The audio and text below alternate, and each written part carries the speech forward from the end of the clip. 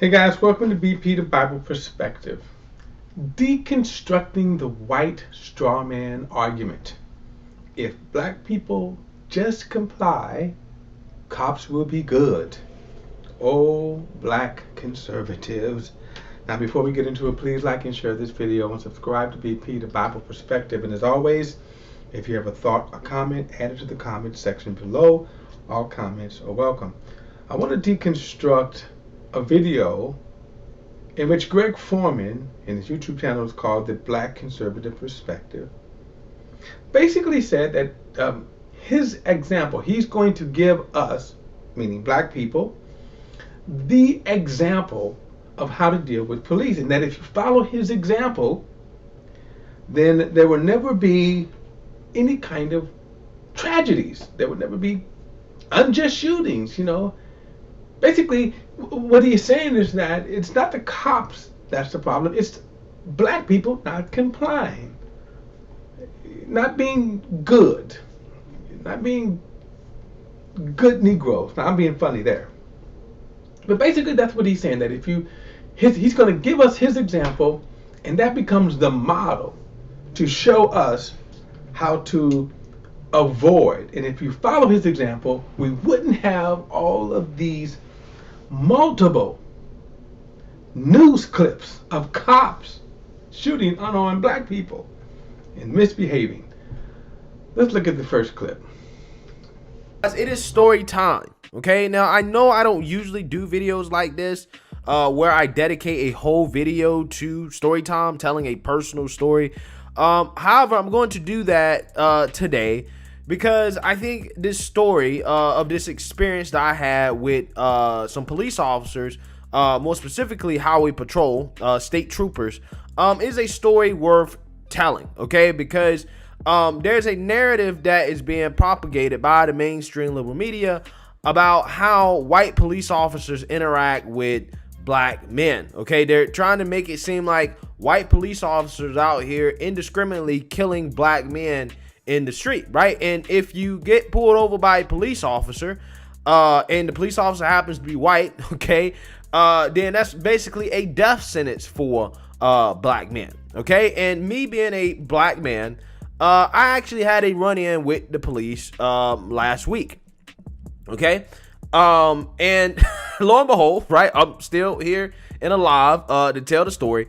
But what happened during this situation is something that I do want to talk about, because I think that, this is an example of, I think, how everybody should handle situations like this.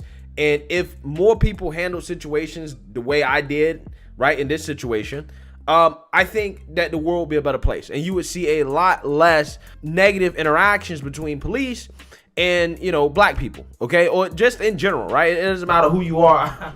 Okay. A few things to unpack here. First, he says that there is this narrative that is perpetrated by the mainstream media. Now, he doesn't explain the cases that are featured on the mainstream media. So he doesn't talk about the cases, and trust me, there are myriads of cases. Right? Kim Potter just got convicted of shooting when using her gun instead of a taser.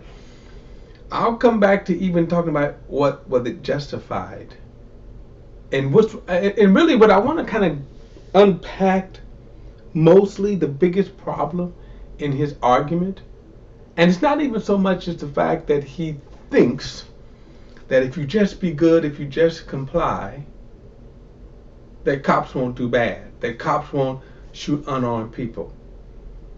That's not even the biggest problem. It's misguided for sure, but that's not even the problem. The fact that he thinks he just gave an example of behavior to follow, that's not even that's not even the biggest thing. I'm gonna get to that later, but he doesn't explain, again, the various reasons why we have these situations. Okay? And he doesn't explain I mean, his experience is one thing, and I'm going to agree with some of his experience. I'm going to agree with some of what he says. Let me tell you what I'm going to agree with. Most cop interactions don't end in fatal shootings.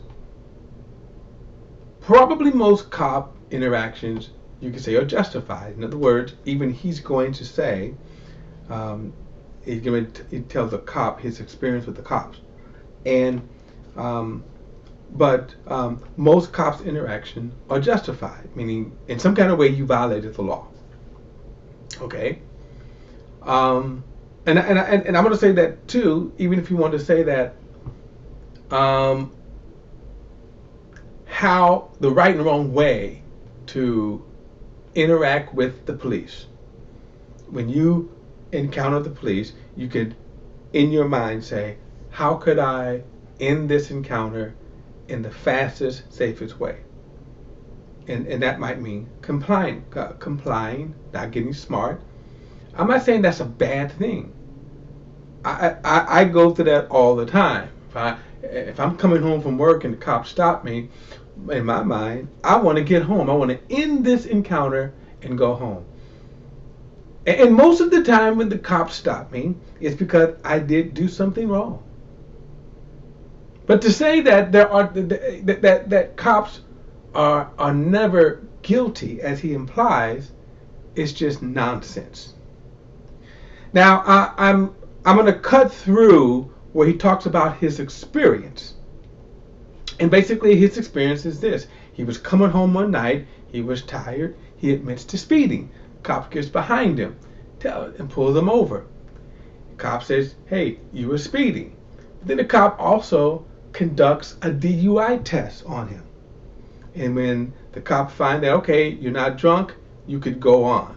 And he's going to pick it up. The next video picks up with him kind of ending the encounter. And then the cop's going to do this. He's going to what's called cop explain. In other words, see, the question is, why did you give him the DUI test? He excuses them, venerates them, slaps them on the back and say, good job. But you could ask the question, why did you give the DUI test? And when a cop explains, that's what he's doing. Diverting you from asking those questions because he didn't have a reason to administer a DUI. But let's continue with the next video here. Right, so I started laughing at that point. It's like, hey, we didn't really mean to, cause you any disruptions or anything like that. We didn't really mean no harm. We just, are doing our jobs. We thought that there might have been some issues and we just had to, check it out or whatever. And I'm like, listen, officer, honestly, I appreciate the fact that you pulled me over, right? I appreciate the fact that you're doing your job, because if somebody is driving in a way that is suspect, I don't see any problems with police pulling the person over and administrating a test, right? So at that point, I'm telling them, hey, guys, I appreciate your service. I appreciate you pulling me over. I appreciate you checking it out. And I hope you guys have a great day, right? So at that point, I get back in my car and I pull off. Now, keep in mind, this guy basically tried to accuse me of speeding when they first pulled me over, right? And then gave me a DUI test. I didn't get a speeding ticket, right? And I passed the DUI test. Again, of course. But let's also keep in mind, he admitted to speeding. Now, see, my question would be, why did he get the DUI test? And the fact that the cop explained to him, proved the cop went too far. But let's continue. Mainstream media, a black man with 2 or 3 white officers, that's not supposed to happen, right? I'm supposed to be dead, right? I'm supposed to be dead. I'm supposed to be arrested. I mean, they could at least gave me a ticket. They didn't even give me a ticket. When I was driving on the way back home, let me say this. No one is saying that all cops kill. All cops are bad. That's not the narrative. That's the straw man he's presenting. That's not the narrative. People report incidents of cops killing unarmed people. people report incidents of cops misbehaving. That's what you see in the news. And thank God for video, we could see it now. We're not just hearing about it, we could actually see it. It's not just the mainstream media. The media that he listened to, conservative media, don't show those videos in their the plethora of videos, and they do that on purpose. But what he calls the mainstream media, the reason why they showed it because it is newsworthy. Let's continue. On that, and I said, you know, I could have been mad at those officers, right? I could have said, hey, you guys are racial profiling. There was no reason for you to pull me over. I'm not drunk, right? I could have been mad about that, okay? I could have got upset. And especially... Well, again, his being upset is irrelevant because he admitted to speeding, and that's why they stopped him. Let's continue. After I ended up acing all the tests and walking away, right? Yeah, I could have been mad. I could have gave him some lip. I could have been like, you should have pulled me over in the first place, right? That's what I could have did. But I didn't do that, right? And the reason why I didn't do it is because, quite honestly, it's simply not worth it. I actually really do believe that those police officers felt that they was doing their jobs. And because of that, there's absolutely no reason for me to mouth off at them or to, you know, say that, hey, you shouldn't pull me over, blah, blah, blah, and get mad, even if I was wrongfully pulled over, right? Or even if I felt that way. I don't necessarily think I felt I was wrongfully pulled over. Okay, so let me stop. There's a problem with what he's saying right here. When he said, if you were wrongfully pulled over, that's a problem. Now, he says he didn't feel that he was wrongfully pulled over. Why? Well, he actually admitted to speeding. But the fact that he would say that even if I was wrongfully pulled over, hey, no problem. I still shouldn't mouth off to the cop. I still shouldn't act a certain way. And I still blah, blah, blah, blah, blah. That's a problem. Because the cops have no business and they're not acting within the law when they wrongfully pull you over. Let's continue. But there are people who would have felt that way, okay? And I guess the whole point of my story here is just to highlight, like, look, you know, I think that is how 99.999% of interactions go between black men and white police officers, right? Now, he's getting ready to say that the 99.9%, and this is what he's getting ready to say, that because 99% of the police encounters that black people mouth off, this is why they get shot. This is why they end up dead. This is why things go horribly wrong. And that's despicable. That's despicable. Because you see, remember, cops are the ones who should be held to the highest standard. They have the authority and they're trained. Let's continue.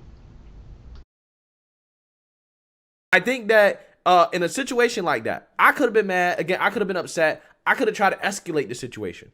If I would have tried to escalate the situation, again, you gotta understand, I'm out there, I'm outnumbered, right? Well, first of all, just keep this in mind. It is the police who are trained to de-escalate. See, it's not illegal for you to mouth off. It's not illegal for you to curse out the cops. And certainly, it shouldn't be a death sentence. Let's continue. I got 3 police officers to just one person, me, right? So again, if I decide to mouth off, that might not end up well for me. Okay, I can end up getting arrested. They could have decided at that point, hey, I'm gonna give you a ticket for speeding. But they didn't do any of that, right? And I think, again, part of the reason why is because I complied and because I was respectful to them throughout the whole interaction. I wasn't mad at them for pulling me over, even though I knew that I wasn't doing anything wrong. Now, I agree with some of what he's saying here, that because he did not mouth off, it went better for him. I agree with him that, you know, probably in most cases with most police officers, But remember, that thing would end up better, that the encounter would end up better. But that's irrelevant because, again, the cops are held to the higher standard. And it shouldn't be a death sentence for you. It shouldn't be that you get shot. And it should be that they get into their feelings and their pride and their egos because you do mouth off. Let them conduct the law. If they want to give you a ticket, give you a ticket and send you on your way. Why did they have to take it farther? And furthermore, why is he giving them the excuse to do it? Let's continue. I also didn't try to play the race card and say, oh, you're racist and blah, blah, blah, blah, blah, blah, right? I think sometimes people got to take a step back in these situations and just, do what you need to do to go home safely. Okay, so why isn't he telling the cops to do that? Why isn't he holding the cops to that standard which they are obligated and trained and held to a higher standard of the law, the Constitution, and professionalism? And first of all, he just contradicted himself because, remember, according to him, it's not the cops that's creating the unsafe conditions. So, regardless, other than the fact that you trying to fight them, pulling a gun on them, shooting at them, you mean to tell me that just mouthing off to them creates an unsafe condition for you? I thought the cops were good. I thought if you just obey, the cops would be, hey, Barney Five, right? He's contradicting himself. Let's continue.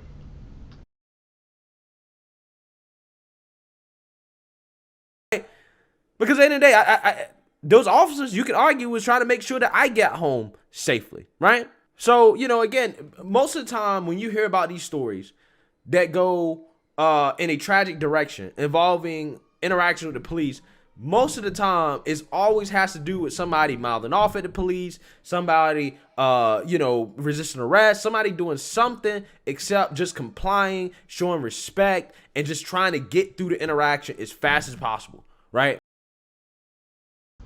Now, this is one of the most despicable things he just said, because nothing that he said, one, is relevant. Nothing he just said was lawful. Again, everything he just said should not result in an unsafe condition for you. When he says that most of the time, now watch what he said here, most of the time when you have these tragic situations with cops, he said it is because they mouth off. That's not illegal. He says they mouth off. They didn't comply. It's not illegal and they're not death sentence. So this is a problem with his straw man argument here. Justifying the bad actions of the cops. Nothing he said was legal. Let's continue. And I think that, again, that's what leads to most of the negative interactions with police that end up becoming tragic, right? I really do. Now, again, I know that my situation is anecdotal, but I think it's important to put this stuff out here and to, kind of provide a counterexample to what the mainstream liberal media always tries to portray as, hey, this is what happens when black people interact with police. It's a death sentence. When in fact, it's not a death sentence. Well, let me end it there, and I want to show you, leave you with this picture. I'm going to explain in a moment. But again, first of all, no one said that every encounter with police are tragic and bad. And as I said earlier, what we are saying is that the images that you do see, like here, this is a good example. Here is a black man, and this case is actually a few years old, but I'll tell you why it has now resurfaced. But if you look at the guy who's sitting on the street, that is an autistic guy. The police were called because he's sitting in the middle of the street. He has a fire truck in his hand. The cops show up. Now, the guy that's laying on the street, the yellow t-shirt with his hands up, he's his caregiver. He is not the subject of the call. But for some reason, he thinks, oh my God, I'm going to get shot. So he lays on the ground. Remember, he's not the subject of the call. They're there for the other guy. He lays on his back with his hands up, and he begins to explain to the police, I'm his caregiver. He's autistic. He only has a fire truck. That black guy ended up getting shot. And thank God he survived. He got shot in his leg. Now he would later say, why did I get shot? He asked the cop, why did you shoot me? The cop says, I don't know. Now, I'll give you a little kind of background. This is North Miami.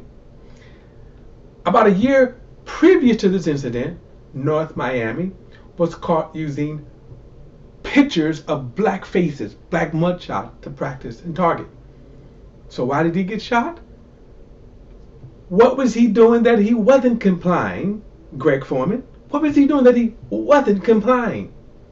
In fact, not only was he not out of compliance, he wasn't the subject of the call, and he still got shot.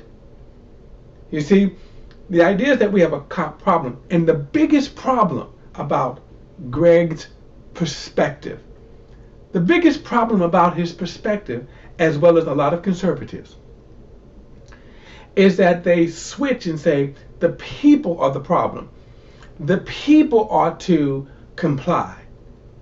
And they don't hold the cops, who are the trained professionals, who are held to the higher standard, and who are supposed to uphold the law and enforce the law. See, that's where you start. If cops are misbehaving, they're wrong and should be held to the higher standard. The public is unstable. And if, as he said, if the public just behaved, if we just did that, then we wouldn't need cops. But the fact that we need cops, and they're trained in de-escalation. They're trained in all aspects of the law to enforce the law. And the despicable argument here is that you shifted away from what the cops are responsible for, and you lay it on the victims. Because the pictures that you see, the images that you see in the news, are those of victims. Look, guys, that is my perspective.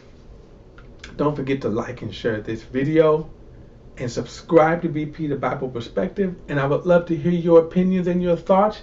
Add them to the comments section below. All comments are welcome. Till next time, I'll see you then.